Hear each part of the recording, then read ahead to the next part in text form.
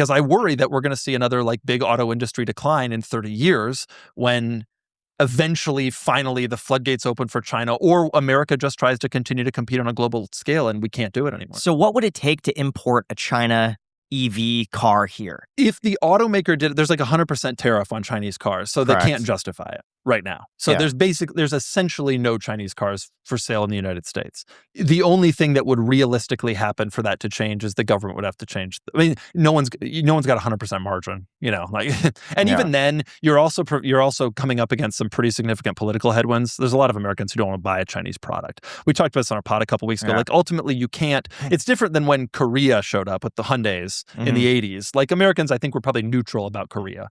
Americans aren't neutral about China. So not only do you have this product that is 100% tariffed, but then you also have to convince people that China is not the enemy.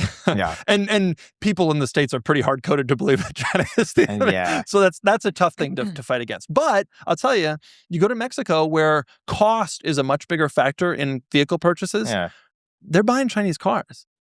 Like they look at these things and they're looking at the numbers and the horsepower and the electric range, and they're like, I'm just going to buy it. It's cheaper. It's affordable. I'm going to do it. So I'm curious, though, speaking of range, why can't we get EVs past 500 miles? Yeah. I mean, there's probably battery limitations. This goes too technical for me. There's probably but I will also say one of the things I've discovered is talking to the automakers at all the press launches is that there's not actually demand for it. Like you think there would be. I would think there would be. I drive every summer. I drive to the East Coast and back, and I'll do 1,200 miles in a day. I would love a 1,200 mile EV, but most people don't do that. And what they're finding is that in order to get those extra, even above 350, in order to get those extra miles, there's a significant cost component. There's a significant weight component that you then have to engineer against, right? You have to make the car faster. And as a result of that, and then you're basically making a luxury car. You have to because of the added cost of more batteries.